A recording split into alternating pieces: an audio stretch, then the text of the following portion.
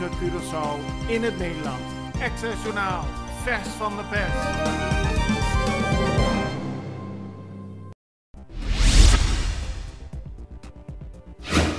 De vakbonden APRI en PWFC hebben gisteren een vergadering met medewerkers van de raffinaderij bijeengeroepen om te praten over de toekomst van de raffinaderij. De vakbonden maken zich ernstig zorgen en vinden dat er niet de goede weg wordt bewandeld om te komen tot een nieuwe exploitant van de raffinaderij.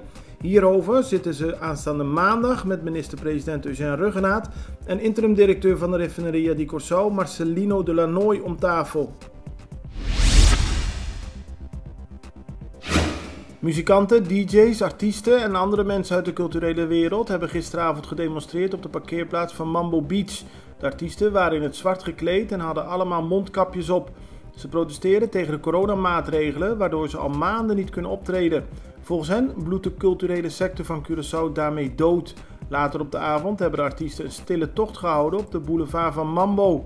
Volgens hen wordt er op Mambo veel minder gecontroleerd dan op de rest van het eiland. Bombini at El Grill and El Mexicano restaurant. Curaçao's hotspot for seafood, quality steak, and Mexican cuisine.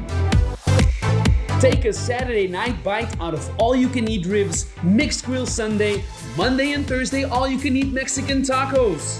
Join us under the orange parasols with stunning view at Mambo Beach Boulevard for a true taste of heaven. Estadushi.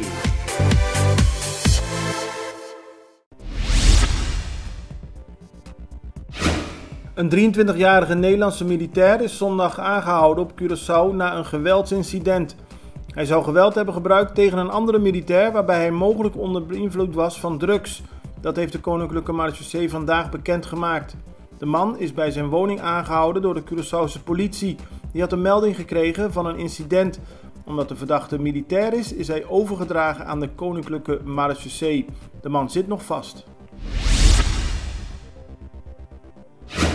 Een 58-jarige man uit Haarlem heeft zich dinsdag ernstig misdragen op een TUI-vlucht van Curaçao naar Schiphol. Hij ging op de vuist met een andere passagier, gedroeg zich intimiderend en luisterde niet naar de crew. Op Schiphol werd hij gisteren door de marechaussee aangehouden. Daar bleek dat de 58-jarige man nog een gevangenisstraf open heeft staan van 5 jaar in België. Het gaat om een drugsdelict. How does an electric car work? Electric vehicles are using a battery that powers the electric motor. Did you know an electric vehicle has enough range for everyday use? Day in, day out? Driving an electric vehicle gives you comfort in a modern car and has almost no service needs. Start driving eco-friendly and emission-free. Electricity is your new fuel. For more information about electric vehicles, please visit dpoint.net.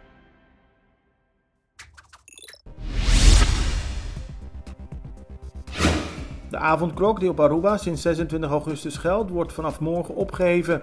Daarvoor komt er een gebiedsverbod in de plaats. Dat betekent dat er op sommige plekken op het eiland niemand mag komen tussen 12 uur 's nachts en 5 uur 's ochtends. Dat verbod geldt vooral voor openbare stranden. De overheid wil ermee voorkomen dat mensen 's nachts op stranden bijeenkomen om te drinken en te feesten. Gezaghebber van Bonaire Edison Reina heeft maandag aan het Nederlandse ministerie van Buitenlandse Zaken gevraagd om voor Bonaire de code oranje in code geel te veranderen. Dat maakte Reina gisteren tijdens een toespraak aan de bevolking van Bonaire bekend. Volgens hem onderzoekt het RIVM momenteel of dat mogelijk is. Als Bonaire weer de code geel krijgt, kunnen er weer Nederlandse toeristen naar Bonaire vliegen. De verkiezingen van gisteren op Sint-Eustatius voor de nieuwe eilandsraad zijn gewonnen door de Progressive Labour Party, de PLP. De partij heeft 3 van de 5 zetels in de raad gewonnen. De overige 2 zetels zijn voor de Democratische Partij. Het resultaat is opvallend omdat in 2018 het toenmalige bestuur van Sint-Eustatius wegens ernstige verwaarlozing van de taken door Nederland aan de kant werd geschoven. Die regering werd toen geleid door de PLP in een coalitie met de UPC. Nu is dezelfde PLP terug als grootste partij. De bevolking van Sint-Eustatius heeft zich daarmee niet uitgesproken tegen de partij die volgens Nederland voor een bestuurlijke chaos zorgde. Het belangrijkste nieuws uit Curaçao in het Nederlands. Access Journaal, vers van de pers.